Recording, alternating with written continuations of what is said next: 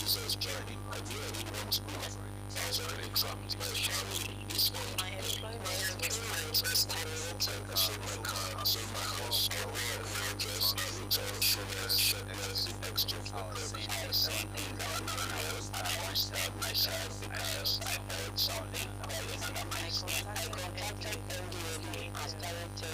I spent 3 months with therapy. I spent 8 months. You see, this is to the labs, but your mind has to discover that the drugs are not your drugs. You're not the one using drugs. Drugs are the one using you. Say no to drugs. Greetings and welcome to the Ndlea Twitter space. I am Mahmoud Salona, and it gives me great pleasure to have you join us here today. The Ndlea Twitter space serves as an online initiative directly broadcasted from the headquarters of the National Drug Enforcement Agency through our social media platforms. Our primary objective is to increase awareness among the general public regarding drug-related concerns within Nigeria and globally. This program is recorded, allowing you the opportunity to listen and your convenience.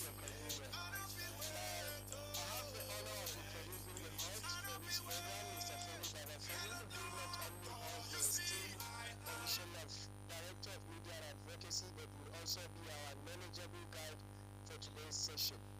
Welcome. Thank you very much, Mahmoud. A very good afternoon to all of us.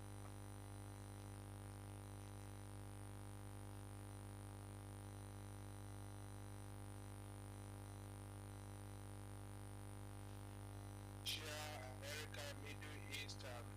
We're glad to have you join us. Like Mahmoud has said, this is Ndlea's Open Forum on Twitter Space.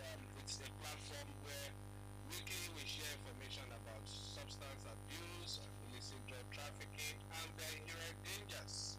Dangers to the individuals, to their families, to the communities, and the society at large. This is also a channel for us to continue to update you about the activities of the agency, especially what we're doing to curb the menace of substance abuse and illicit drug trafficking, as well as getting your feedback so that we can continue to improve on our deliverables and all that we do for you and for everyone. As has also been said, this conversation is recorded and is also streamed live on our other social media handles, like on our Facebook at 01 Ndlea01 on Facebook, as well as at Ndlea_Nigeria on Instagram and YouTube. You can always go back and listen to the recording and also share with others.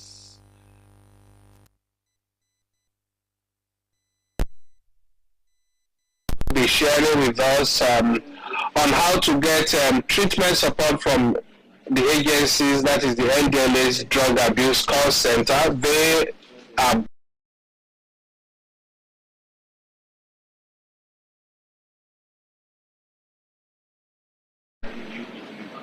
the lady in there is Sati Gapsua Grace, and the young handsome man also joining her is Prince Peters.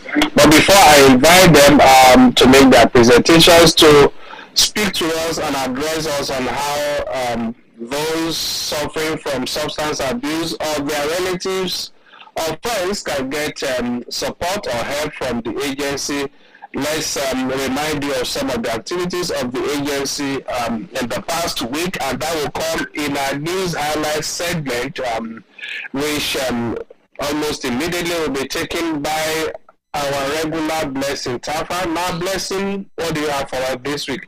Let's go ahead and get the updates quickly. Thank you, sir. Good day to everyone, and thank you for joining us on this week's Twitter Space. My name is Blessing Tafa, and here are the Ndlea news highlights for the week. Europe-bound teenage student arrested at Abuja Airport with less concealment. Female lawyer orders nabbed with tons of illicit drugs as Ndlea intercepts 116.5 kilograms of Colorado from Canada. Operating with the National Drug Law Enforcement Agency, Ndlea, at the Nnamdi Azikiwe International Airport, NAIA Abuja, have arrested a 19-year-old student, Benjamin Nnamani Daberuchi, for attempting to export 7.2 kilograms of methamphetamine concealed in crayfish to Europe, where he was going for undergraduate studies. The teenage suspect was intercepted on Wednesday, 12 July, during an outward clearance of passengers on Turkish Airlines flight TK0624. While being interviewed by operatives, Daberuchi claimed he was a student on his way to Cyprus for studies. But upon a thorough search of his luggage, he was found in possession of 7.2 kilograms of whitish substance, neatly concealed inside a sack of crayfish. A field test of the substance, however, proved positive to methamphetamine. In the same vein, operatives of the Tehran Fourth Command of the agency on Tuesday, 11 July, intercepted 116.5 consignments of Colorado, a small scale of cannabis concealed in bags hidden in a heap of used vehicle parts on the floor of a container marked FCIU 8459700, bearing 3 units of used vehicles imported from Toronto, Canada. Based on intelligence, the agency had requested for 100% examination of the container, which arrived at the TICT terminal of the port on 14th June. A joint examination with the Nigerian Customs, DSS, and other stakeholders on Tuesday, 11 July, however, led to the discovery of 233 parcels of the illicit substance stashed inside traveling bags on the floor of the container, covered with used vehicle spare parts. Also, attempts to export various quantities of illicit substances through courier companies were equally thwarted by Ndlea operatives of the Directorate of Operation and General Investigations, DOGI, in Lagos. While 336 grams of skunk stuffed inside computer hard drives going to Dubai, UAE, were seized at a courier farm. A suspect, Ibrahim Analu, 28, was arrested at Ido Motor Park, Lagos, while attempting to send 151,700 pills of opioids to Kaduna. A total of 4.830 kilograms of skunk was also discovered at another courier firm in a shipment from Douala, Cameroon, passing through Nigeria to Oman. The drug was concealed in 10 of 12 cans of palm fruit paste, locally called banga, packed in a carton. Meanwhile, a Lekki, Lagos-based female lawyer, Ebikolade Helen, who specializes in production and distribution of scooches, a mixture of cannabis, opioids, and black currant, has been arrested in a follow-up operation in Oka, Anambra State, following an earlier seizure of 5 kilograms cannabis and 12 bottles of prepared scooches in her apartment at Lekki. While Abubakar Shaibu was arrested on Thursday, 13th July at Kappa, Mushin Oshodi Road with 86 bottles of codeine-based cough syrup weighing 8.6 liters in his Toyota bus marked FFA 241YB. 2 other suspects, Razak Ogumbo and Adiola Iduru, were nabbed Tuesday, 11 July at Ikorodu with 51 liters of scooches. This is even as 372 kilograms of cannabis sativa and 48 bottles of scooches, measuring 48 liters, were recovered from the home of a fleeing drug dealer at Akala, Mushin, Lagos on Wednesday, 12th July.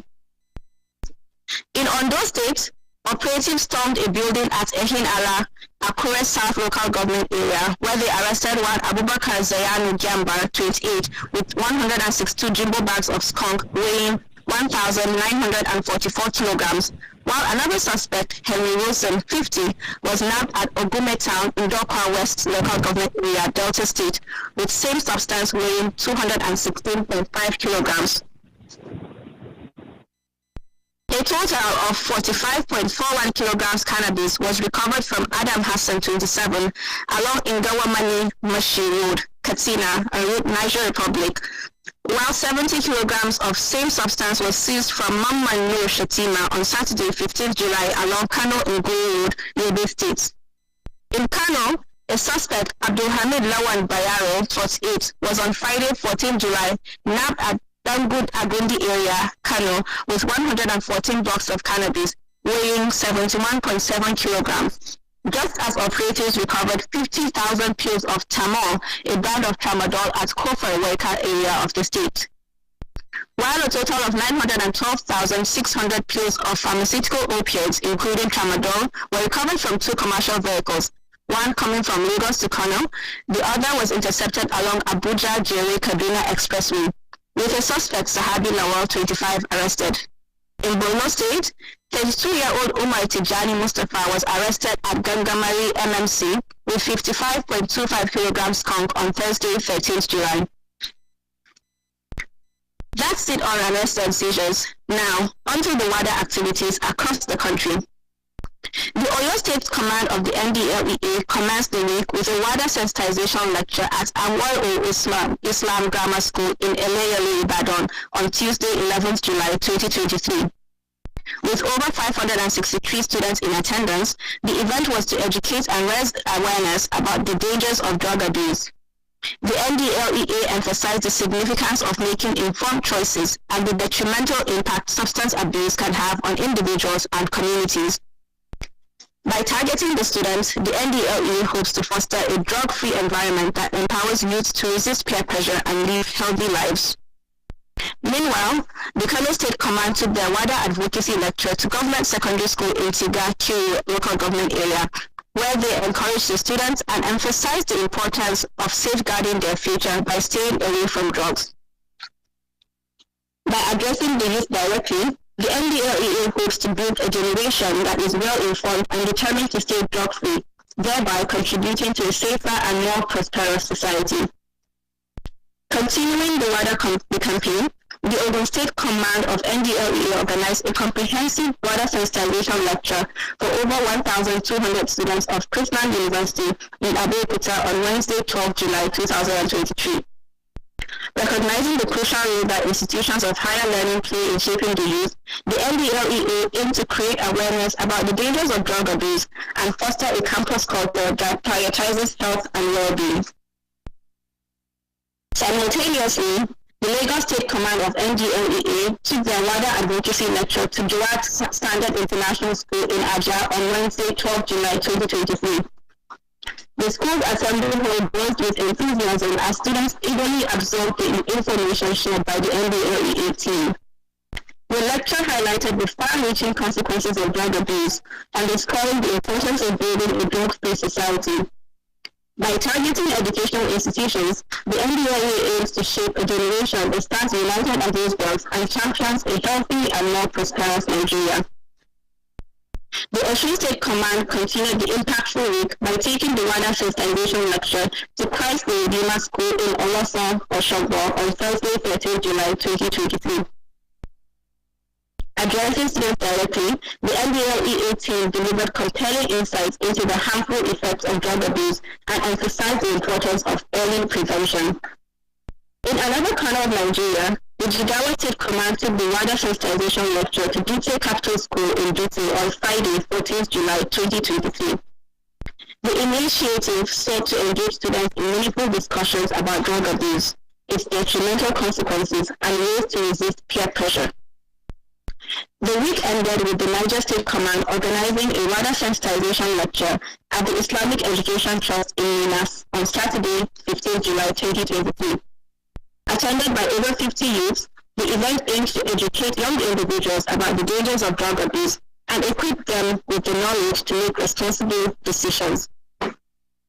That's all on this segment. The conversation continues shortly. My name is Blessing. Over to our host, Mr. Femi Babafemi. Thank you very much, Blessing there. Now, welcome back from the news highlight segment. Let's quickly remind us about some of the rules guiding our process of engagement on this platform. When we approve you to be on the speaker's corner, please ensure you remain muted until after our guest presentation, and we start inviting individuals to unmute themselves to ask questions or make contributions in a few seconds. Please, let's try as much as possible because of the number of requests we have, even while we are yet to take the presentations of our guests. We already have several requests. I don't know why that is, but then we'll definitely try and make this conversation as interactive as possible and allow as many people. Please, I would also want to implore us to please make our questions or our interventions or contributions very, very brief in few seconds so that we can get this around as many people as possible. Now we must say that we don't encourage unauthorized interruption, and we don't also discuss politics on this platform. So let's all be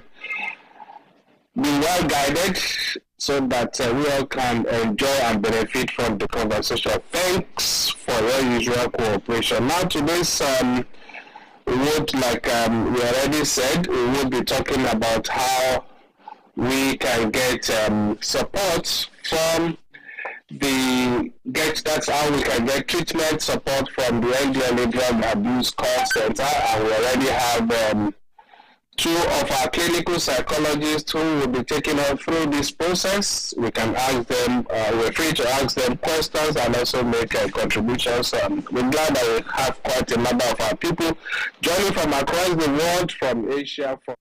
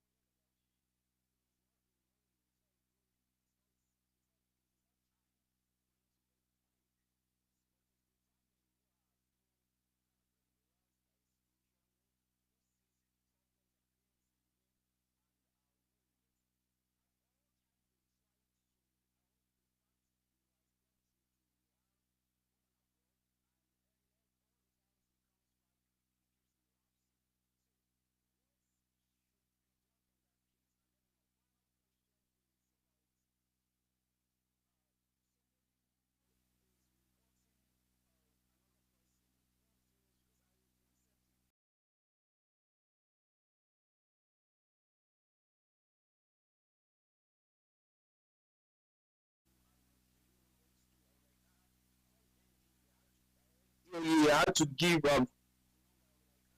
about arrest. I said, no, it's not about arrest, it's counseling. And he did call and gave me feedback. But he said, he doesn't want a phone kind of thing. He wanted a physical contact. So I will still call on him to know how far that has gone, but how will that be handled? Thank you very much. All right, thank you. I think Sati and Prince, that's over to you. I'm sure they are both questions you can attend to. Please go ahead. Okay, so let me start with the first two questions, and then maybe Prince will attend to the last one. So if I get the first thing you said correctly, you said how can someone who is suffering from depression that might lead to substance use get support from the Ndlea call center? Is that correct? Yes, that's correct, please.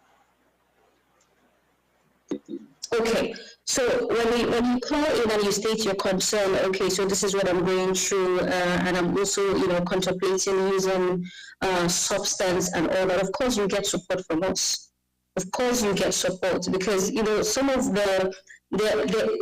when you say someone is battling with substance abuse, or battling with addiction, it did not just start all of a sudden. There's usually something that leads to that. Right? There are triggers that leads to that. Some people would, go into using substance as a result of a medical health condition, while some people, as a result of using substance, would have a mental health related issues at the end of the day. So either way, if you have a mental health related issue already and you're thinking of using substance and you call the call center, of course, we would attend to you 100%. If reverse is the case, yes, we'll still attend to you 100%. So we want to explore things like, what is so it's not even about, like Praise Elias said, we are not looking at the person, we are looking at the illness. Our concern is, the illness. Our concern is what is causing the issue. Our concern is what is making you even think of using substance in the first place. So let's say for depression, for example, now, you're sure or you have been diagnosed by a doctor or psychiatrist that you have depression, and then you're thinking of using substance and you call the helpline. So the first line of conversation would be if you've been taking your medications. I mean, medication compliance is really key. Sleep compliance is very important. We ask you questions like that. We ask about your support system, people around you, families, and all that. We ask you questions like that, and then we ask you what is the number one thing that worries you. What is that thing that disturbs you? What is that thing that you feel if that issue is resolved, you would have some form of relief? What are the triggers? Let me put it in that terms, like we use it here. What are your triggers? What are those things that make you want to? There's always that thing that makes you want to. Is it boredom? Is it emotional issues? What are those things? So we listen, we pay attention, listen to all those things you're mentioning, and the intervention begins. Right? And the intervention begins. So we just, guide you. We use proven interventions to attend to you. First, of course, we do an assessment, an online assessment. We could give you an assessment too online. You attend to it. I mean, over the phone now, you read the questions, you give the answers. We can do that. And if at the end of the day, after our scoring and our interpretation of that result, it says that yes, this is the case, then we know how best to handle your issue. Whether be it anxiety, be it depression, be it whatever. We have, clinical psychologists who have capacity to provide that assistance. And then I think the second question you asked, sorry, Mr. Femi. Yes, go ahead. Yeah, no, the second question, can you remind me, please? Okay, Abdulaziz, please, can you come back? No, just remind me of the second question. It's about somebody who is the family that is bothered about him. He is not willing already to change. Family has seek for help. Yes. So the thing with substance is just like I will tell my colleagues that whenever I wear white shirt or white clothes or whatever white dress, I feel like I'm the most beautiful person in the world, right? Um, you, on the other hand, at the other side, seeing me, you would feel that this is not the best color for her. This is not what suits her skin color, and maybe other people are saying the same thing. But I would not know if you don't sit down with me and tell me about it. And telling me about it now is really important because you can tell me about something that is wrong for me, and I would fight back. There will be self-defense. My response to you will be in self-defense because I will feel attacked. So that's why we say the way you educate your loved one or friend, whoever the person is that is using substance, when you educate that person is really key, is really important. If you talk to the person in a way that makes the person feel less of himself, feels like he's the number one problem of the family, feels like he's not loved and all that, of course, that person would always self-defense. And in self-defense, he would want to continue using. But if you talk to the person with love, help him to understand what is even the reason for using the substance in the first place, because there's always a reason, right? There's always a reason, be it peer pressure, be it boredom, be it feeling neglected, whatever the case is, there is always a factor, there's always something that will lead someone to act or do certain things. So you want to find out first what the issue is. If you come from a point where you are just a terrible person, you are giving us, we've spent so much money, and of course, look, we've had clients who will tell you that they decided to use substance because they wanted to hurt their family. They felt like the family they felt like the black sheep of the family. When it comes to conversation or it comes to making certain decisions in the family, their opinion is not, sorted out, so they feel left out. So go back to the drawing board now. Go back to it. What is the issue? What happened? How did it start? And those are some of the things that form our initial assessment. When we're having an initial assessment with a client, the first questions we ask is, when did you start taking it? How did you feel the first day you took the first, whether stick or whatever it is? How did you feel the first sleeve? How did you feel? How did it make you feel? After that, what happened? How do you feel now? We ask questions like that. It's really important that as families, that as friends, that when we're talking to people, we're trying to psycho-educate people who are using substance, telling them that this thing is not right for them, that we go back to the drawing board. What is the issue? You have to start from there. That's when you help the person to have insight, because in most cases, people who use substance, when they get to a certain level, there's no insight anymore. So anything you're saying is your own cup of tea. It's like, uncle, it's your business. I really do not care, right? All right. So okay. All right. Thank you very much, Sati, for that insight. Okay. But I think we need to run quickly now. It's already past 4. Just 1 hour gone so fast. Okay. Let's take the next intervention from. Now, your name is your handle is, but I'll just spell it out. LBTH. Good day, LV the God. Okay, please can you? Okay, LB what? LV the God. LB the God. Okay, awesome. Okay, please go ahead. All right. So I feel this is a very insightful space. I've learned a lot just listening to people talk, questions answered. And just from my perspective, I feel like, we have addressed a lot of issues when it comes to substance abuse. But then we haven't talked enough on substance addiction, because the approach that you would take for someone that is going through abuse is different from the approach you would take for someone that is actually addicted to a hard drug.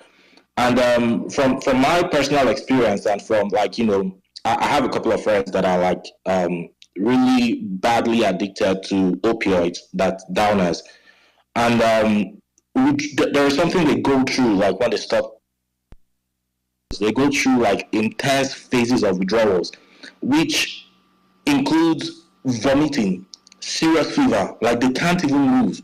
They're shivering in bed, and it's like from my personal experience, I haven't seen any adequate care center within the country that can handle such withdrawals, because those things can actually kill them. So in the process of withdrawal, because they now have to stay alive, they have to bounce back to using the drug, because at this point it's not like a physical dependency. It's just like the way you breathe and the way you sleep. They need that to exist.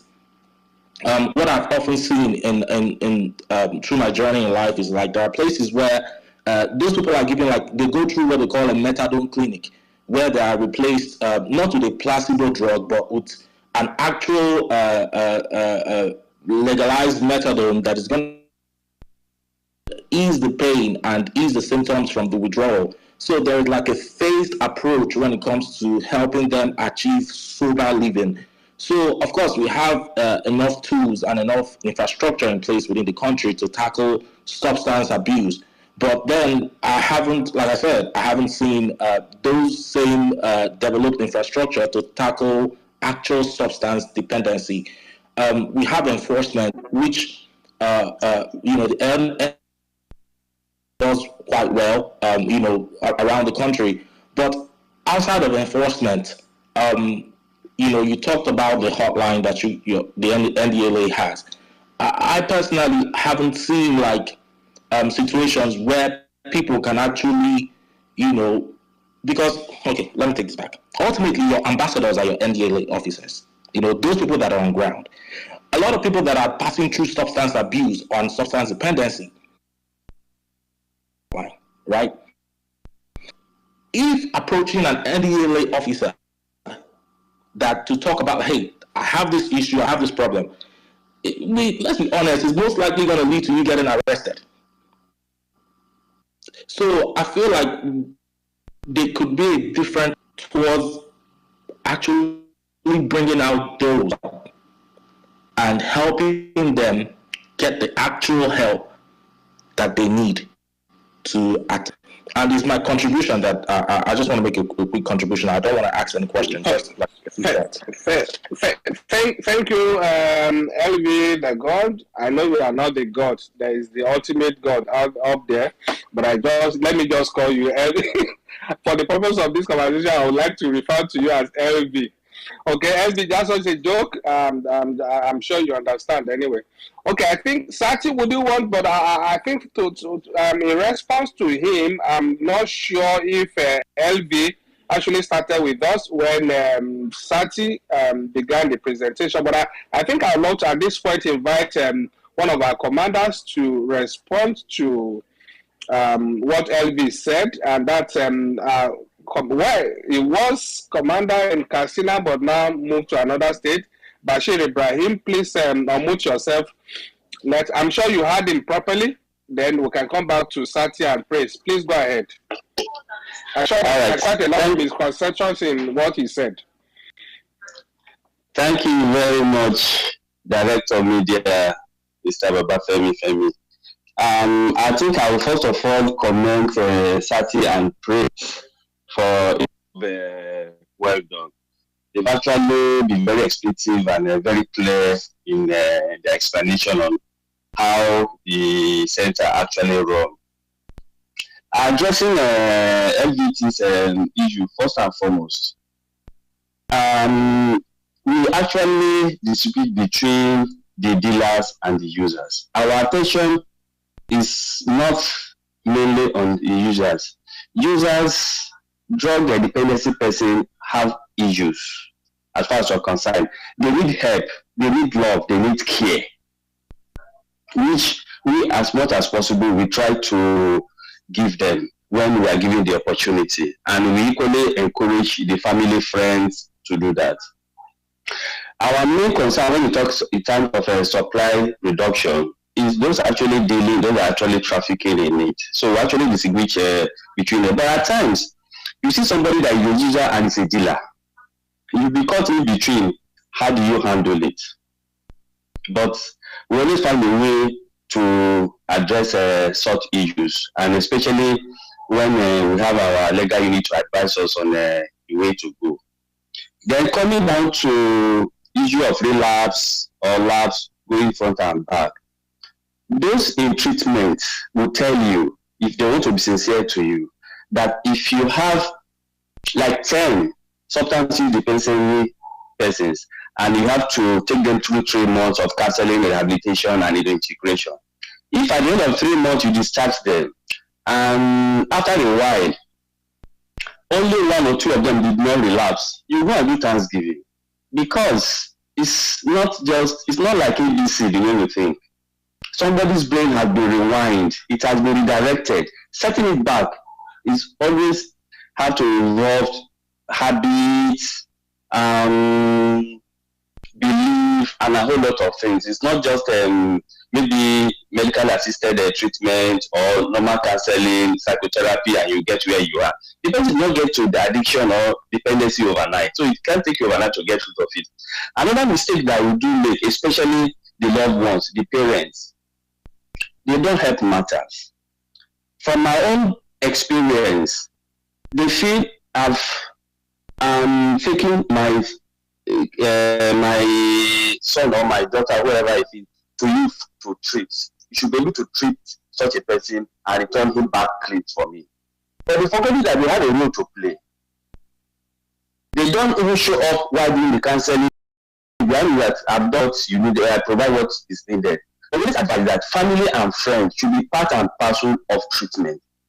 They should collaborate with the counselor and the psychology doctor that is handling such a cases.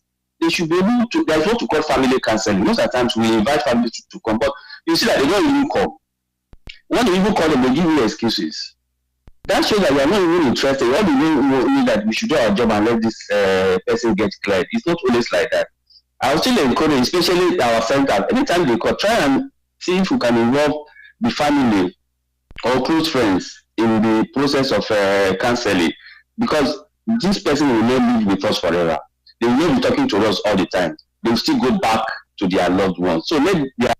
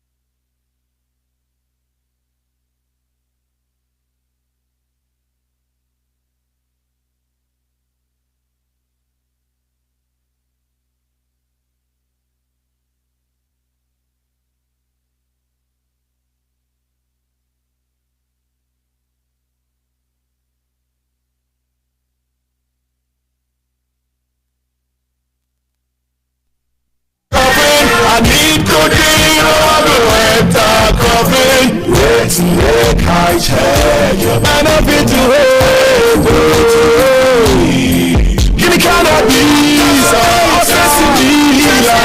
Please, I need to end this feeling. Waiting make I tell you.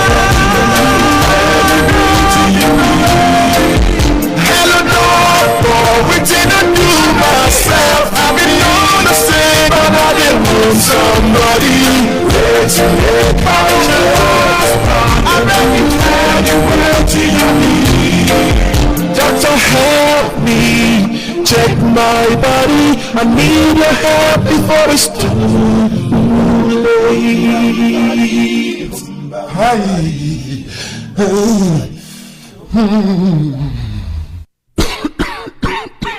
Got what I hand do you go just die true.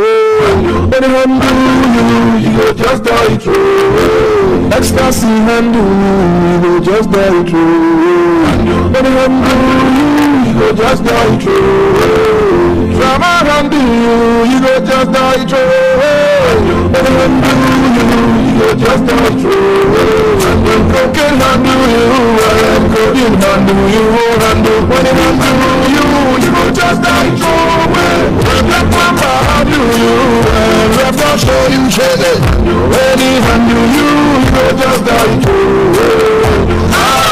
Mama, no wait until them hand do you.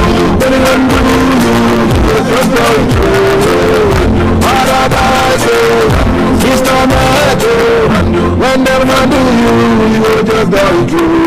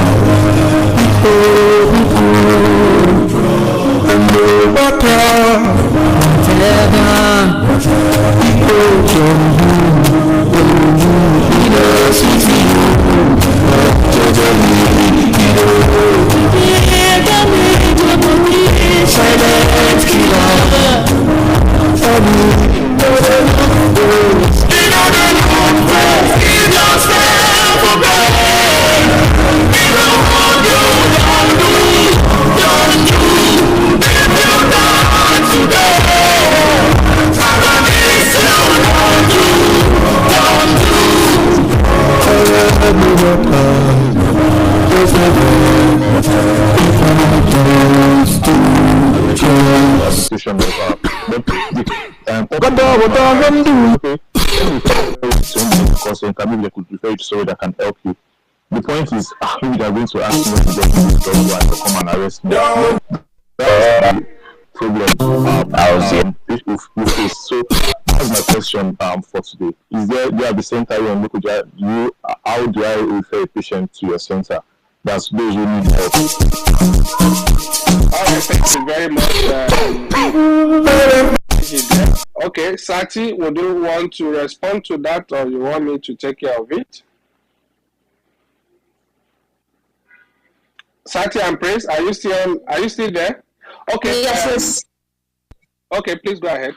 Okay, so you can go ahead and answer. Then I would possibly maybe answer for the private and if we have government owned there. But let him know about the NDLEA. Okay, definitely there is a center attached. There is treatment and counseling center attached to the agency's command in Kogi State there in Lokonja there. So you can even for any, I mean some of these that's why we provide this call center.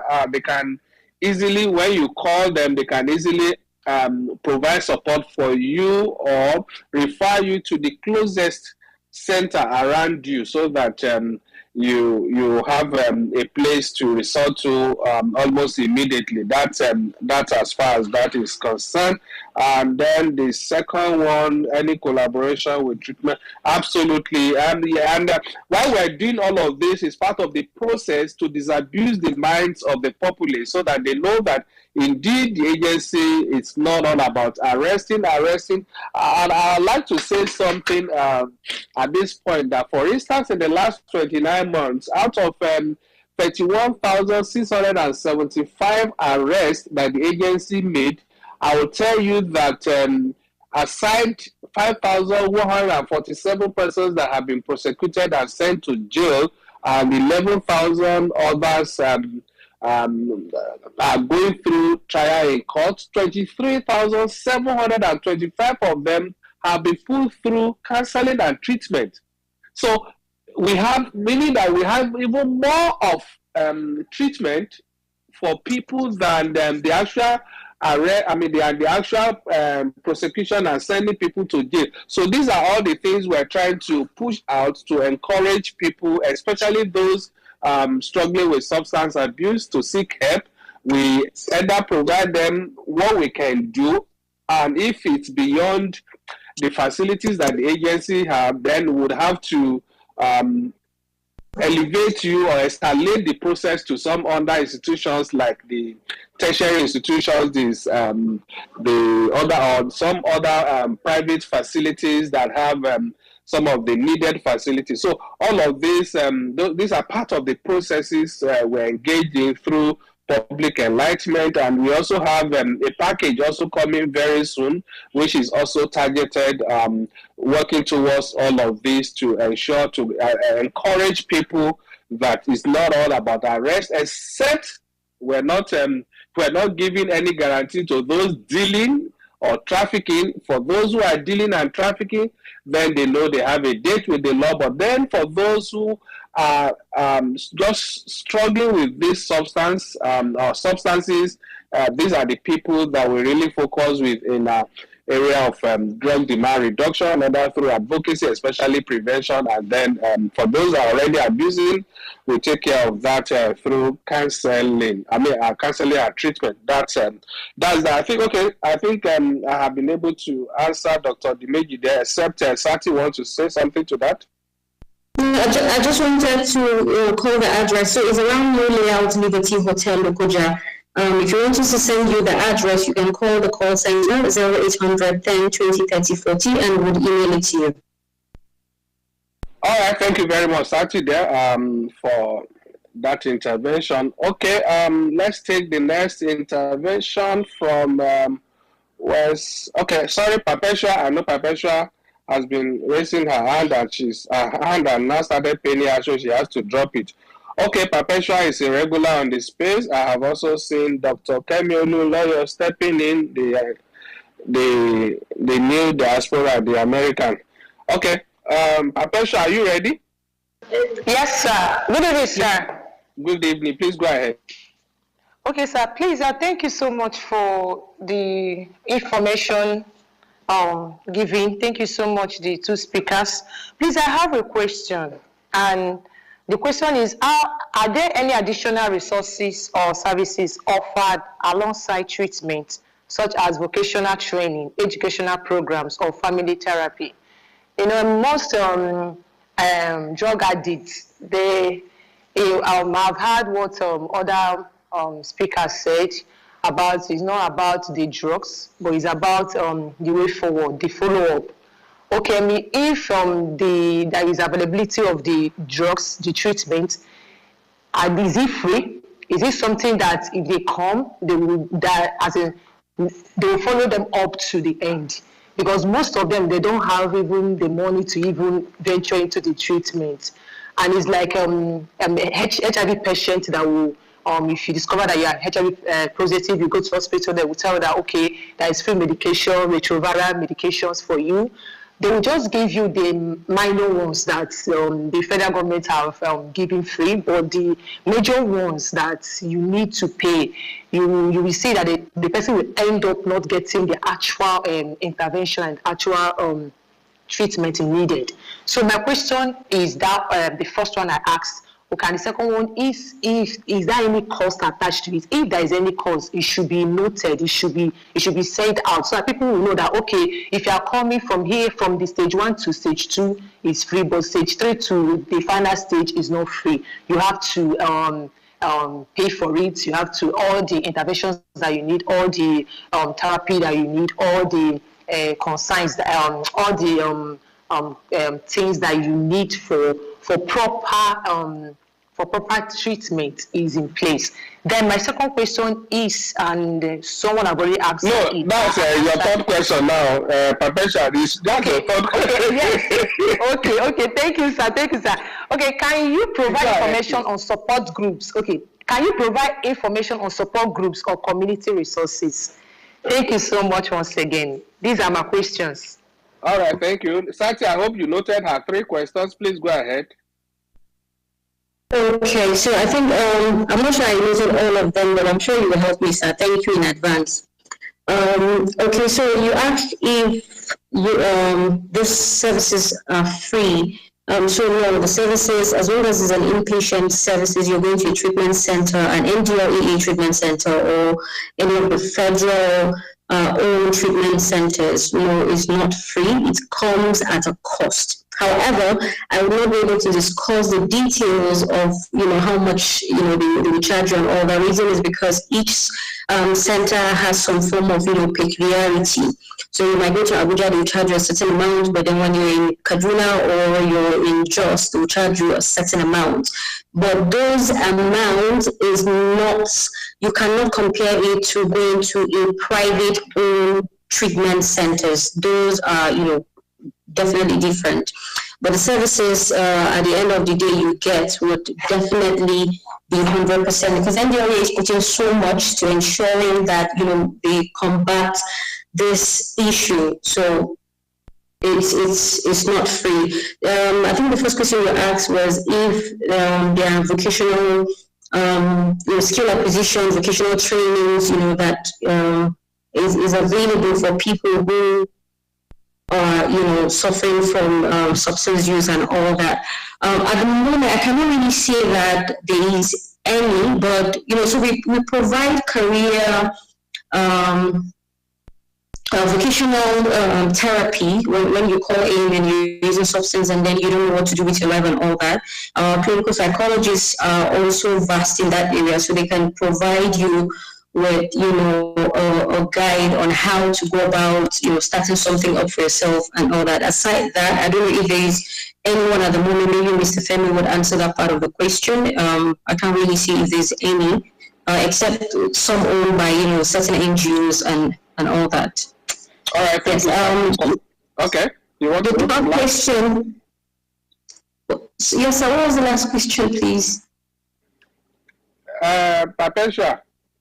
She's talking about family therapy, which I think you are already answered. But I think, Patricia, correct me if that's not your third question. Patricia, what was the last question?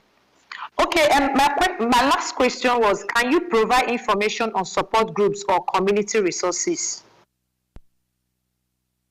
Okay, so support group, like let's say the AA kind of group, is that what you're talking about? Yes, yes. Is there any support groups that can help them to navigate things through, like they will not see themselves like they're isolated, there's nobody going through what they're going through? Is there any people that are like a support group that is like someone that is suffering from cancer? When the cancer patient, they have their support groups that if you come, you see other people that is passing what you're passing through, and it can help you heal. So is there any support group or community resources that can help these people navigate their way out? Thank you. Yeah, so there's some AA group, right? There's some private treatment centers, that have that as part of the services that they offer.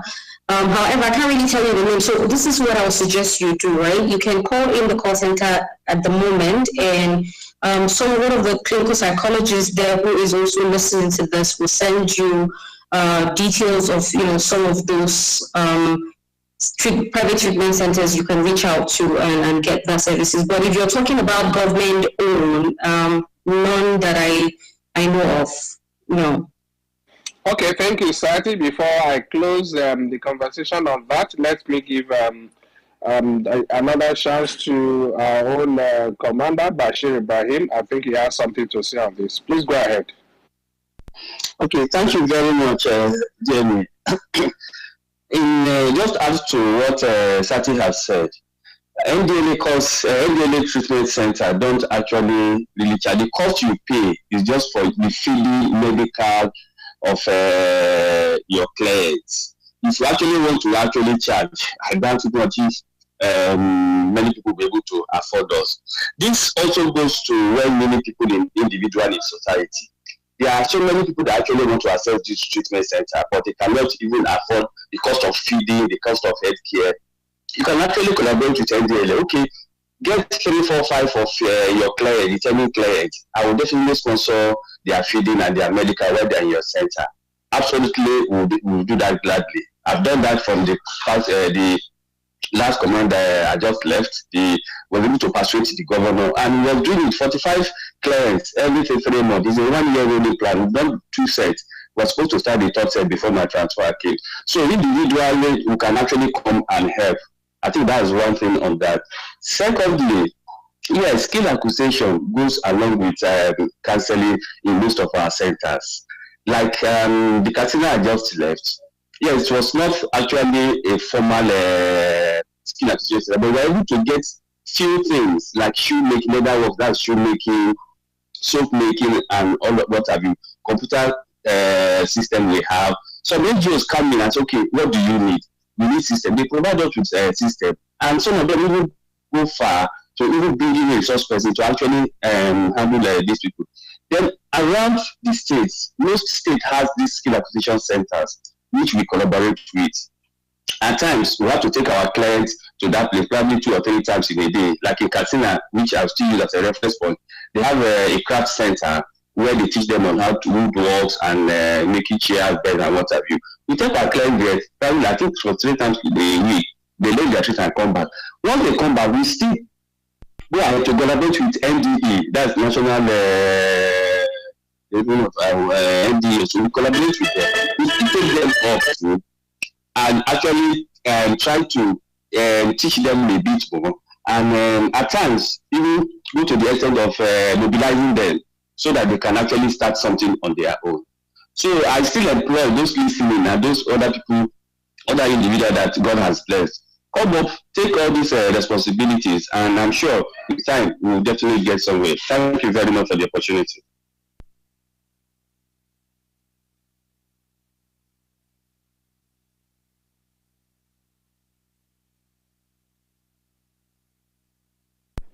Okay, thank you very much there, Commander. I think he's almost said what I wanted to add or correct in some of the things that were already said.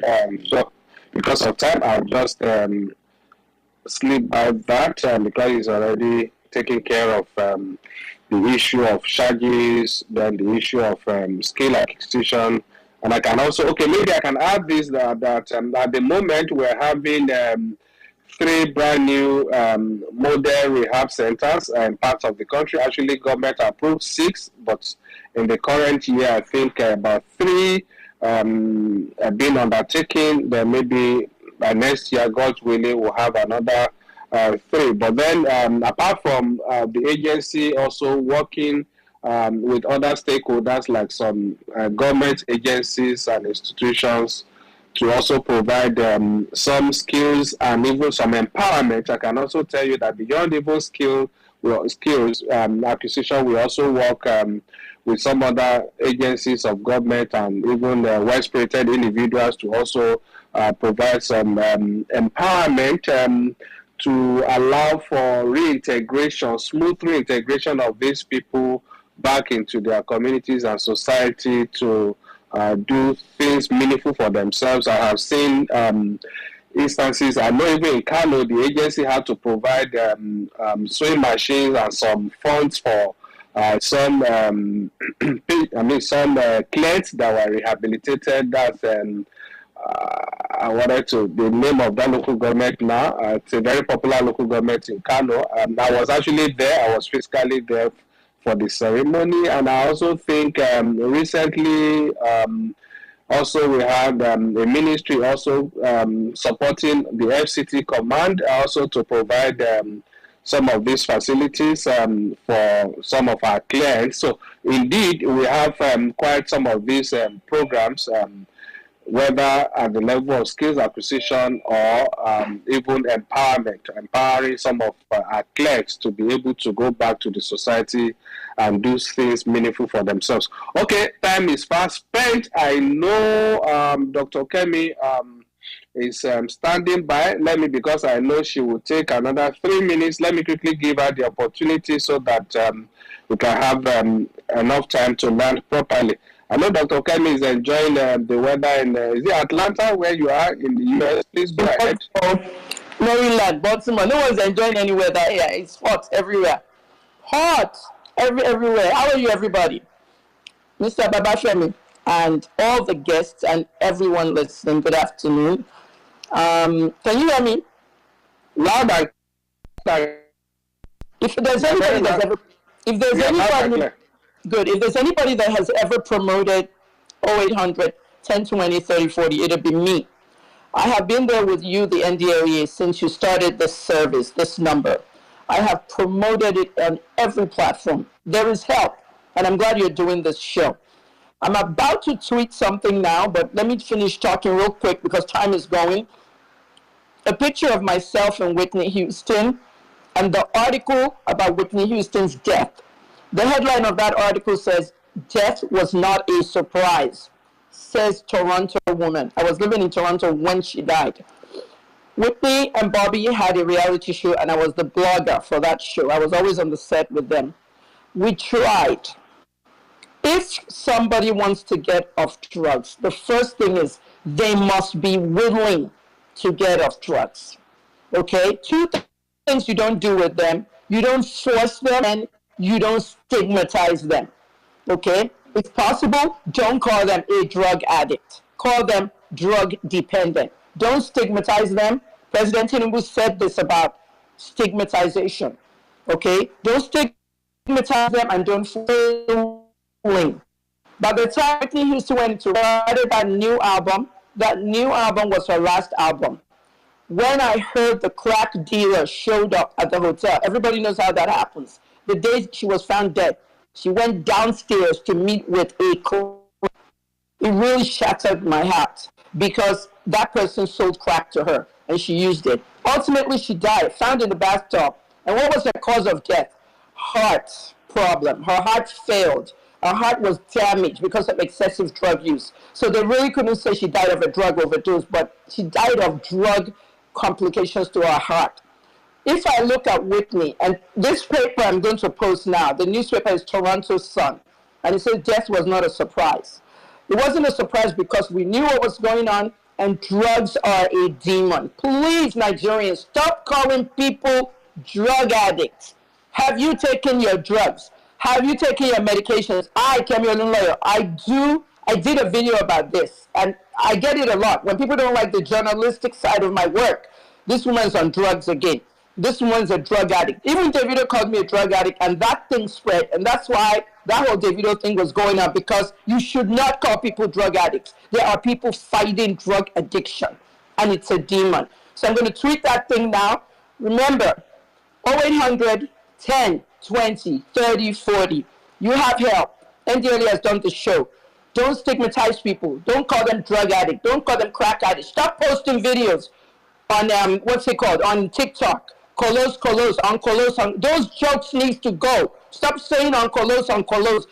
I'm going to start my own. Off Colos. Everybody needs to get off that stuff. Stop promoting drugs. Stop filming people and putting it on. My page for drugs is Drug Abuse Africa on Instagram. And I stopped posting videos. The ones you see there is just for illustration of what it can do to you. So please have compassion. Drug addiction is a demon. Thanks to all the people here and of course all the speakers. Thank you so much, Perpetual, and everybody. All right, thank you very much, Dr. Kemi Oluloyo, a senior member of the platform. Since I know now you are in Maryland, I will definitely catch you there very soon. Thank you. Okay, I have another runaway regular member of the. Why he's not been runaway? He's been a silent member. We ran away. No, not you. No, not you. This time I know you will come. I know you will come back very soon. I'm talking of John Ogunjimi now. I've seen John. Let me allow John. He's quite a while he spoke on this platform, but I know he's a regular. He has a regular presence on the platform. So, John Ogunjimi, quickly, then we come to TJ also. John Ogunjimi, please unmute yourself and let's hear from you.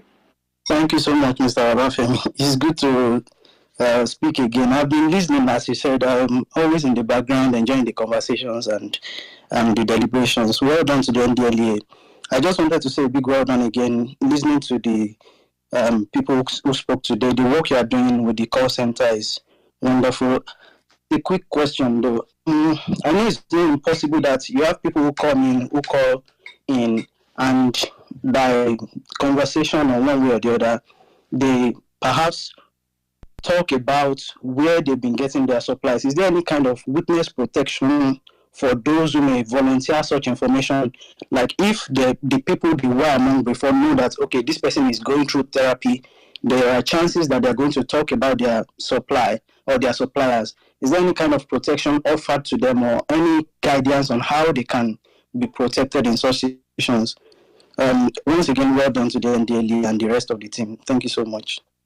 All right, thank you, John. That's a very quick, easy one from John. I think basically, like we've also said here before, if there is anything we do, and that's why I can tell you that the agency is fully intelligence-led in its operations now, and meaning that we work with quite a lot of humans. That's human intelligence. We work with technology, all those kind of things. So if we don't have mechanisms in place to protect as much as possible our sources, then we won't be achieving what we are achieving today. But I can tell you that indeed we have quite a lot of mechanisms in place, and we are very professional in the agency. We won't do things that would raise suspicion. And we have seen cases when we notice some people may want to be funny, and we have to take certain actions. We have to take certain actions to protect certain individuals. So we don't leave our sources or our informants bare. That I can assure you. And like I said, our emphasis is on the information, not even, as in we don't allow, with as much as possible, like Sati had already said, at the call center, they are the ones right at the call center. So they are not, it's not about the individual. They don't even they seek your permission. You want us to record your details, or you want to give anonymous information. And we're always comfortable with anonymous information, meaning that we're not really particular. We're trying to, as much as possible, protect you as long as you want yourself protected. But in some cases, you also see people that want to even show we are the source. We provide the information. Some people may want to do that, especially those in some communities, people, you can't rule out some of those things, but I can assure you, John, and every other person listening on this space, that indeed we put a lot of emphasis on the protection of our informants. That's a big one for us. That's a big deal for us. Okay, Sati, would you want to say something to that, or that what I've said will surface? Okay, so I think you've answered the question. So if you don't want us, even if you ask us to send your details to NDOA and all that, just like Mr. Femi said, we just send the basic information, the specific informations, like the location, what time do they operate, what substance are they selling, are they armed, those are the kind of informations we forward to NDLA for their own investigations. But we don't give details of, your own details to NDLA, we don't do that. But even at that, we still ask for consent at the end of the day. All right, let's give the last chance to TJ now. Then I would invite you and Praise to give your closing remarks, and thereafter I'll provide some information for the job applicants. TJ, quickly, if you are available, let's hear from you in a few seconds. TJ, if you are not available, then I will invite Praise and Sati to give their closing. Let's take your closing remarks on the space today. You have done excellently and extremely well. Thank you, guys. Over to you. In a few seconds, let's hear from you. Your parting shots, please. Sati and Praise, over to you. Thank you very much, Mr. Femi, for the opportunity to be able to talk about the work you do. This is very, very important and necessary work, and we do not really take the opportunity. We don't take the opportunity for granted. We're very grateful, sir. Thank you for having us today. All right, thank you, dear Praise. Okay, Sati. Yes, thank you so much, sir, for the opportunity. I hope we'll, come back on the space to talk more. But I just wanted to leave this with everyone. Prevention is better than cure. This is the right time for you to have these conversations with your loved ones, your children, and all that about the dangers of using illicit substance. It's not a topic that we should shy away from. If we shy away from it, we don't talk about it, then we would get to the point where we're seeking for help. So why not prevent it when we can, right? So let's do that. And like Mrs. Kenny rightly said, please no stigma. Let's not stigmatize people. Let's not call them addicts. It is not about them. It's about the illness. That's what we're looking at. Thank you, sir. All right. Thank you very much, guys. There. Okay. I'll still come back to you to give a closing appreciation. But before then, let's quickly inform the job applicants that indeed I've seen quite all the messages. When is the final list coming out? When is the all of that? I can assure you that we are the 99th hour, and any moment from this day, today is Friday, any moment from now, you'll be hearing from us. That you can rest assured. And what we're trying to do, like I told you last week, one, putting the facilities in place, and the update I have on that for you now is to also ensure that that is why we have waited for this long, up till now, is because as against our initial contemplation of splitting the two cadres, that is the junior and the senior, probably allowing one to go through the training first, and then after they are done, they are passed out, they will take the next step. But now what the agency the leadership has decided to do is to take both cadres simultaneously. So when any moment from now you hear the whistle, I can tell you it may be in the next hours, it may be in the next days, but then not likely to be weeks anymore, but definitely in the coming hours and in the coming days. So you would be hearing from. In fact, actually, I'll tell you that the statement is ready on my system. It's just to release it, and that's just trying to. We have actually done all that we need to do. Is just to blow the whistle. That's what you should expect from us any moment from now. That's a fact, and that is to allow the two cadres to resume training almost simultaneously, so that there won't be, some people would not have to spend, and we're trying as much as possible also to make this happen. That is the two, go through training and simultaneously and at the same time within the shortest possible time. You will thank me later for that information. I know all of you have been waiting for that, but I can tell you that you'll probably be reading from me any moment from now. That is, take that. You can take that to the bank. That's for that.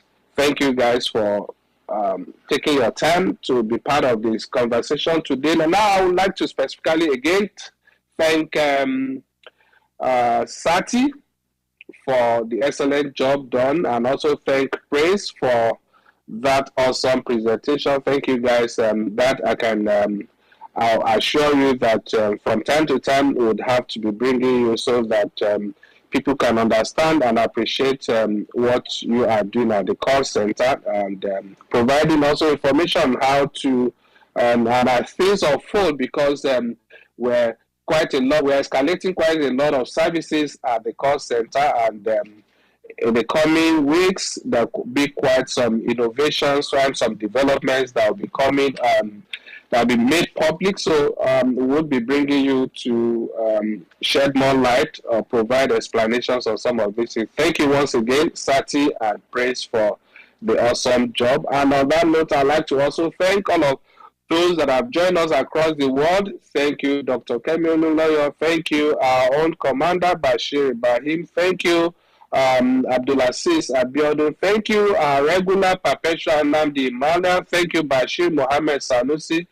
Thank you. I have appreciated Abdulaziz Biodun. Thank you, Dixie Nanda. Thank you, Kaomi Kiari Mustafa. Thank you, LVT The God. Thank you, Dr. Dimeji, who called from Kogi. Thank you also, our own John Ogunjimi. Thank you, TJ. Thank you, everyone, because we have, the list is endless. I can't mention everybody's name, but I appreciate everyone for being part of the conversation today. And I can't close the space without thanking those members of my team, quite a number of them who are working behind the scene to ensure you're just hearing my voice. I have quite a number of them right in our studio there. I'm sitting in my office. They're making it possible for me so that I don't have to get up from my office, from my busy schedule in my office, to join them in the studio. They are right there in the studio. Thank you, Shidi. Thank you, Francis. Thank you, Dele. Thank you, Mahmoud, Kumbi, Vina, Blessing, Usoshima, Val, Phil, Ima, Ali, John, and quite a number of others. I appreciate all of you guys for your support every day, every time, every week. God bless you all. And on that note, I'd like to thank all of us sincerely, and I do urge you to please stay safe out there. Let's ensure that, just like Sati said in her closing remark, prevention is better than cure. Let's try and flee from all appearances of illicit substances, because that is the only way to live healthy. Thank you, and God bless you. I'll leave you in the hands of Mahmoud to close the space. Do have a wonderful evening and a great weekend. Bye-bye. Thank you very much, sir. Just as you rightly said, this brings us to the end of the program. For more information about the agency, our listeners can visit our social media platforms at Ndlea_Nigeria on Twitter, YouTube, and Instagram. And on Facebook, it is at Ndlea01. Our website still remains www.ndlea.gov.ng. Do join us same time next week for another edition of this wonderful program.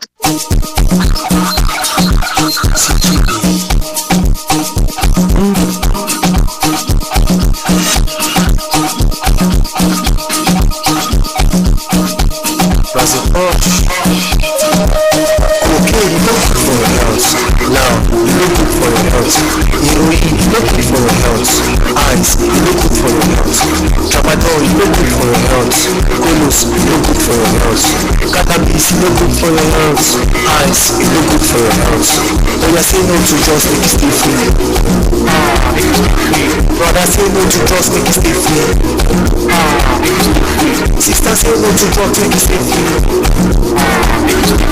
Uncle, say no to drugs, make it stay free.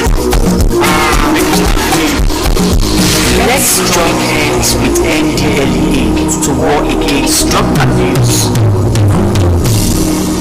Brother, hard drugs to the big boy. Sister, hard drugs to the big girl.